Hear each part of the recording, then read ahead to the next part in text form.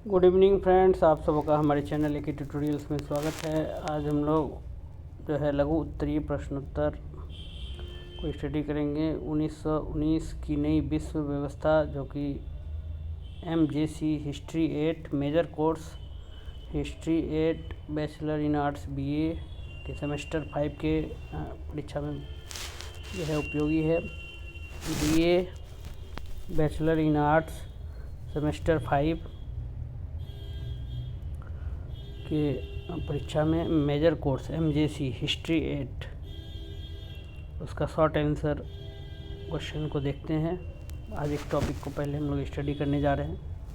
1919 की नई विश्व व्यवस्था।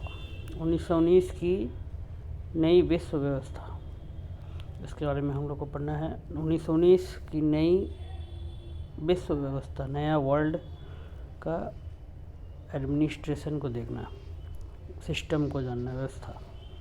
1919 का वर्ष विश्व इतिहास में एक महत्वपूर्ण मोड़ था। 1919 का अगर हम वर्ष देखेंगे, साल देखेंगे, तो दुनिया के इतिहास में, वर्ल्ड के इतिहास में, विश्व इतिहास में एक महत्वपूर्ण मोड़ था। महत्वपूर्ण मोड़ मीन्स इम्पोर्टेंट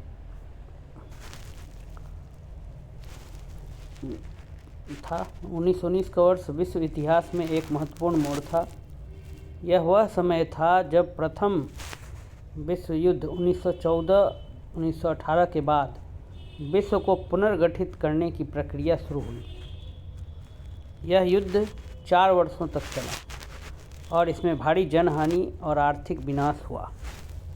कह रहा है कि 1919 जो है वह समय था जब प्रथम विश्व युद्ध, फर्स्ट वर्ल्ड वार, जो 1914 से लेकर 1918 तक चला था, उसके बाद विश्व को फिर से पुनर्गठित करने की प्रक्रिया, प्रोसेस क्या हुई, स्टार्ट हुई।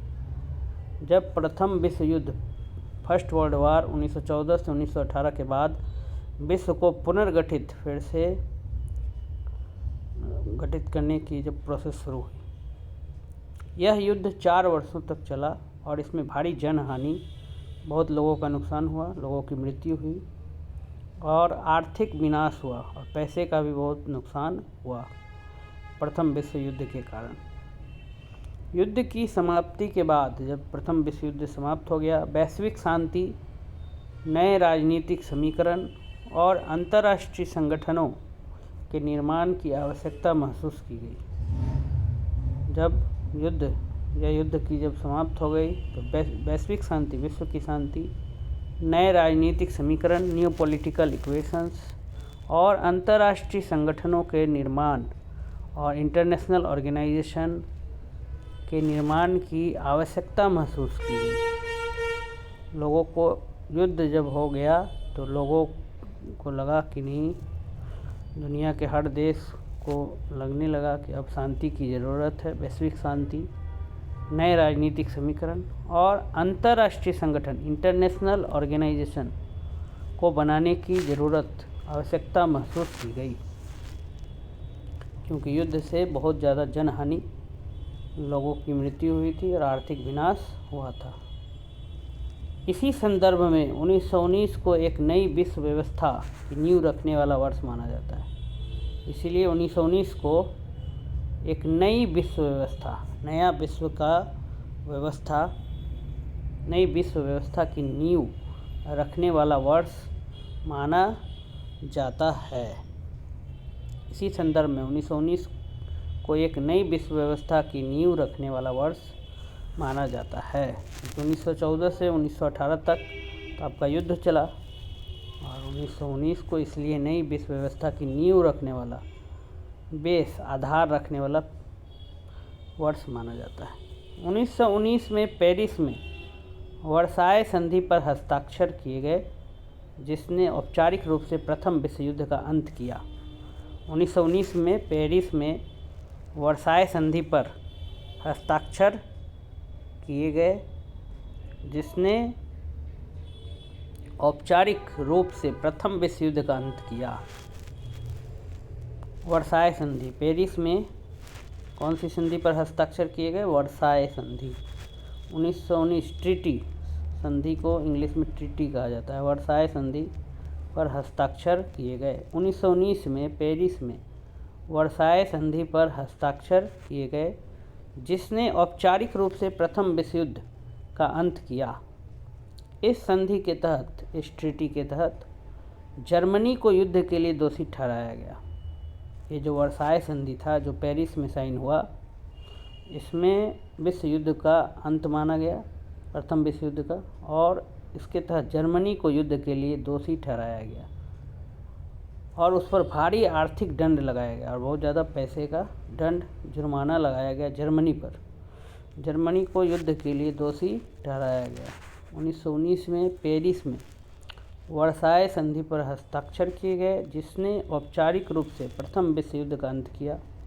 इस संधि के तहत जर्मनी को युद्ध के लिए दोषी ठहराया गया और उस पर भारी आर्थिक दंड लगाया गया और बहुत ज़्यादा पैसे का जुर्माना, दंड लगाया गया। इसके परिणाम स्वरूप, इसके कारण जर्मनी की आर्थिक स्थिति बहुत कमज़ोर हो गई, क्योंकि जर्मनी को युद्ध के लिए दोषी ठहरा दिया गया और उस पर आर्थिक दंड लगाया गया, भारी आर्थिक दंड। तो इसके परिणाम स्वरूप जर्मनी की जो आर्थिक स्थिति है वो बहुत कमज़ोर हो गई और वहाँ असंतोष फैलने लगा, जिसने आगे चलकर द्वितीय विश्व युद्ध के बीज बोए। 1939 से 1945 जो कि द्वितीय विश्व युद्ध का समय है, और प्रथम विश्व युद्ध लड़ा गया था 1914 से 1918। तो 1919 को जो है नई विश्व व्यवस्था की नींव रखने वाला वर्ष माना जाता है। लेकिन साथ ही साथ कह रहा है कि जब वर्साय संधि 1919 में पेरिस में जब वर्साय संधि पर हस्ताक्षर किया गया, तो उसमें विश्व युद्ध का औपचारिक रूप से एक तरह से अंत हो गया और जर्मनी को युद्ध के लिए दोषी ठहराया गया और उस पर भारी आर्थिक दंड लगाया गया। इसके कारण जर्मनी की जो आर्थिक स्थिति है वो कमज़ोर हो गई और वहाँ असंतोष फैलने लगा, जिसने आगे चलकर द्वितीय विश्व युद्ध 1939 से 1945 के बीज बोए। द्वितीय विश्व युद्ध का भी बीज बोया गया।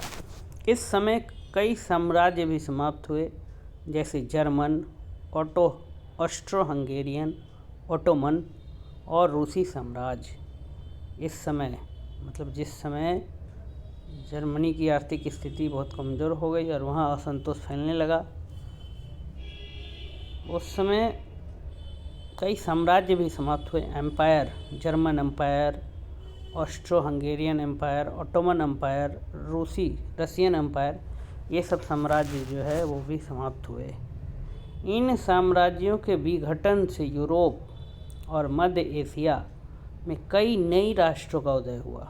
क्योंकि ये सब साम्राज्य टूट गए, इन साम्राज्य का विघटन हो गया, तो इन साम्राज्य के डिसेंट्रलाइजेशन से, विघटन से यूरोप और मध्य एशिया में, यूरोप एक कंटिनेंट का नाम है, महाद्वीप का, मध्य एशिया, यूरोप और मध्य एशिया में कई नए राष्ट्रों का उदय हुआ, बहुत सारे नए देशों का जन्म हुआ। ये सब जब साम्राज्य टूट गए, समाप्त हो गए, जब जर्मन साम्राज्य, ऑस्ट्रो हंगेरियन, ओटोमन और रूसी साम्राज्य की जब समाप्ति हो गई, तो इन साम्राज्यों के विघटन से यूरोप और मध्य एशिया में कई नए राष्ट्रों का उदय हुआ, जिससे अंतर्राष्ट्रीय राजनीति में नए समीकरण बने। इससे अंतर्राष्ट्रीय राजनीति में नए समीकरण बने। 1919 में ही लीग ऑफ नेशंस, राष्ट्र संघ की स्थापना हुई। 1919 में ही लीग ऑफ नेशंस, राष्ट्र संघ की स्थापना हुई, जिसका उद्देश्य विश्व शांति बनाए रखना और भविष्य में युद्धों को रोकना था। 1919 में लीग ऑफ नेशंस, 1919 में लीग ऑफ नेशंस, राष्ट्र संघ की स्थापना हुई, जिसका उद्देश्य विश्व शांति बनाए रखना और भविष्य में युद्धों को रोकना था। 1919 में ही एक राष्ट्र संघ का निर्माण हुआ, जिसको लीग ऑफ नेशंस कहा जाता है, और इसका उद्देश्य, इसका पर्पज़ ये था, ये बनाने का, लीग ऑफ नेशंस, राष्ट्र संघ, कि विश्व में शांति बनाए रखना। क्योंकि प्रथम विश्व युद्ध की समाप्ति हुई थी 1914 से लेकर 1918 तक प्रथम विश्व युद्ध चला था। तो 1919 में ही लीग ऑफ नेशंस राष्ट्र संघ की स्थापना हुई। इसका उद्देश्य विश्व शांति बनाए रखना और वर्ल्ड पीस को मेंटेन करना था और भविष्य में युद्धों को रोकना था और फ्यूचर में जो है आने वाले समय में युद्ध को, वार को रोकना था कि किसी भी प्रकार से कोई देश किसी देश से नहीं लड़े। ये काम था। यह पहला अंतर्राष्ट्रीय संगठन था जिसने कूटनीतिक वार्ता के माध्यम से विवादों को सुलझाने का प्रयास किया। ये पहला इंटरनेशनल ऑर्गेनाइजेशन था, फर्स्ट इंटरनेशनल ऑर्गेनाइजेशन था लीग ऑफ नेशंस, जिसने कूटनीतिक वार्ता मतलब डिप्लोमेटिक बातचीत, वार्ता मतलब बातचीत, कूटनीतिक मतलब डिप्लोमेटिक मतलब जो बीच वाला बातचीत, मतलब जैसे कि विवाद सुलझ जाए। कूटनीतिक वार्ता के माध्यम से, बातचीत से विवादों को सुलझाने का प्रयास किया, विवादों को सुलझाने का कोशिश किया। लीग ऑफ नेशंस 1919 यह पहला अंतर्राष्ट्रीय संगठन था जिसने कूटनीतिक वार्ता के माध्यम से, बातचीत के माध्यम से विवादों को सुलझाने का प्रयास किया।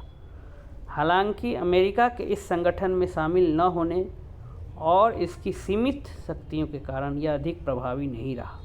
चूँकि लीग ऑफ नेशंस में अमेरिका नहीं था, अमेरिका जो राष्ट्र संघ जो बना था उसमें अमेरिका उसमें शामिल नहीं हुआ उस संगठन में, तो उसकी शक्ति सीमित हो गई, लिमिटेड हो गई।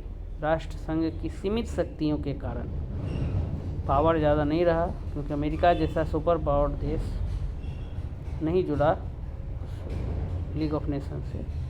इसके कारण यह अधिक प्रभावी नहीं रहा, उतना इफ़ेक्टिव नहीं रहा।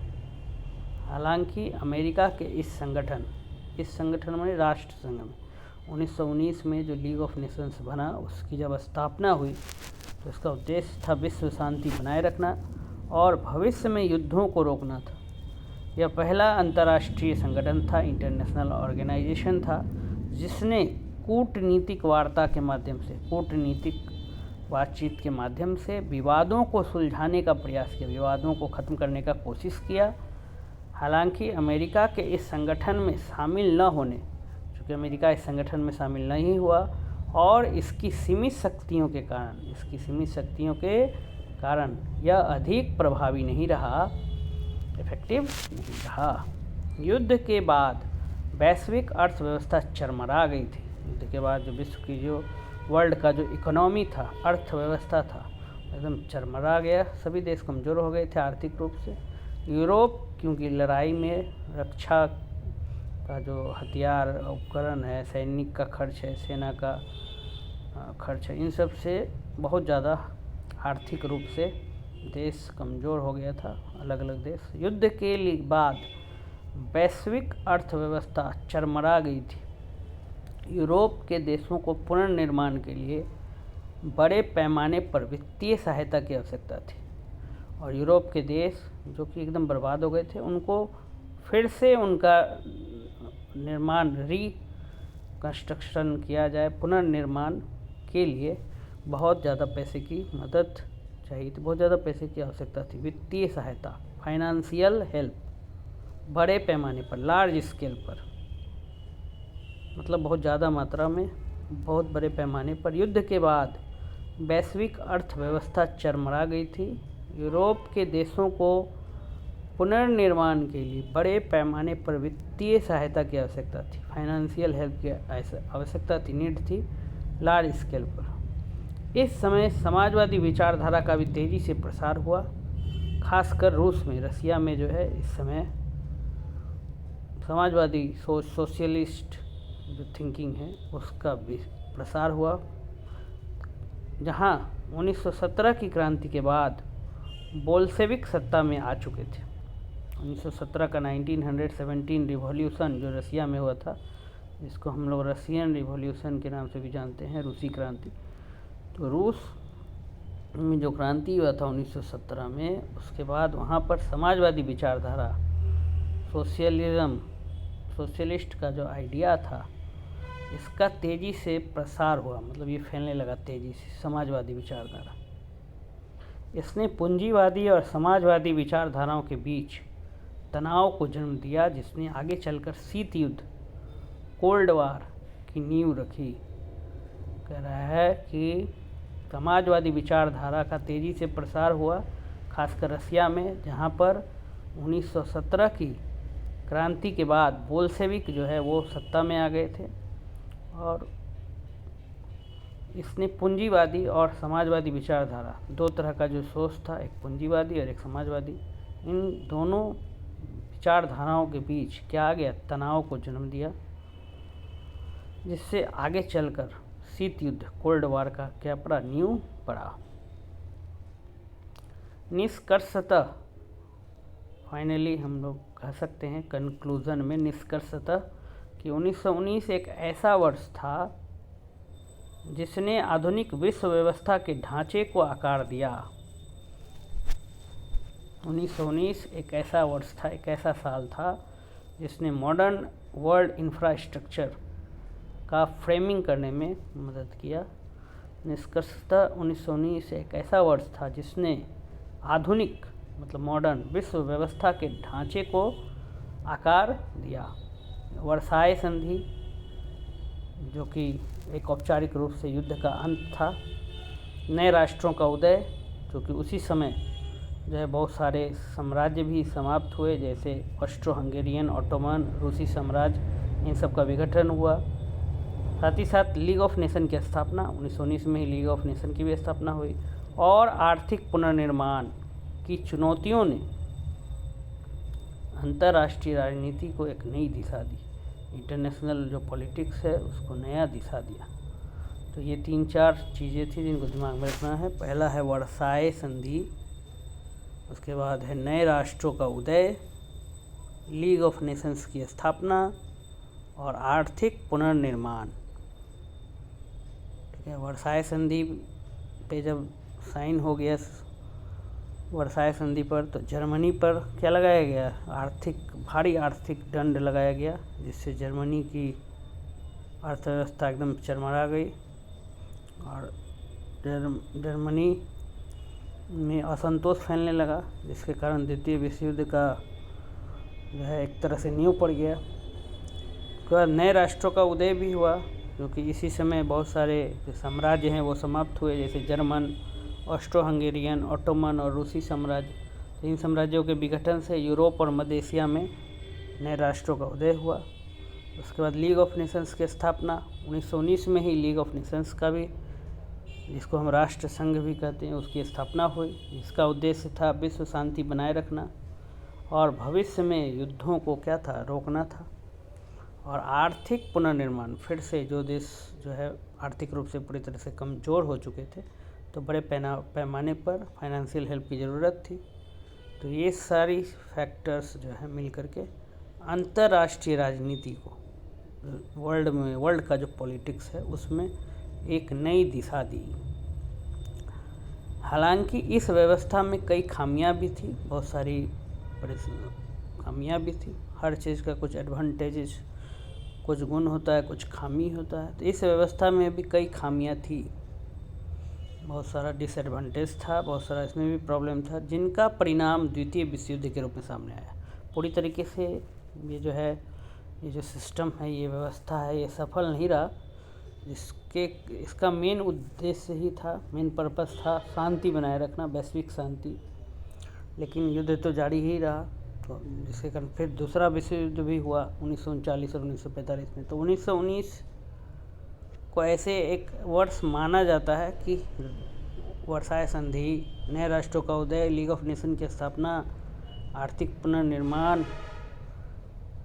परंतु कह रहा है कि द्वितीय विश्व युद्ध के रूप में भी इसका जो खामी था, ये जो व्यवस्था, नई जो विश्व व्यवस्था बन रही थी, इसमें कई खामियां भी थी। इस व्यवस्था में कई खामियां थी, जिनका परिणाम, इसका रिजल्ट हुआ सेकेंड वर्ल्ड वार, द्वितीय विश्व युद्ध के रूप में सामने आया। फिर भी 1919 में लिए गए निर्णयों का प्रभाव, 1919 में जो भी डिसीजन लिए गए, उसका प्रभाव आज भी विश्व राजनीति और अंतर्राष्ट्रीय संबंधों में देखा जा सकता है। तो फिर भी 1919 में जो भी डिसीजन लिए गए, उसका इफ़ेक्ट, उसका प्रभाव आज भी हम वर्ल्ड के पॉलिटिक्स में और अंतर्राष्ट्रीय संबंध, इंटरनेशनल रिलेशंस, अलग अलग जो देश जो है अंतर्राष्ट्रीय अलग अलग राष्ट्रों के बीच जो संबंध है उसमें देखा जा सकता है। तो इस प्रकार से हमने आज एक शॉर्ट आंसर को डिस्कस किया। 1919 की नई विश्व व्यवस्था को हमने देखा कि 1919 में किस प्रकार से नया वर्ल्ड में सिस्टम तैयार हो रहा था। तो अगर ये वीडियो आपको अच्छा लगा हमारे चैनल को सब्सक्राइब कर लें, अधिक से अधिक इस वीडियो को BA के स्टूडेंट्स तक शेयर करें, और अगर आप हमारे चैनल पर नए हैं तो चैनल को सब्सक्राइब करें और वीडियो को अधिक से अधिक लाइक और शेयर करें। आप सबों का हमारे चैनल से जुड़ने के लिए बहुत बहुत धन्यवाद।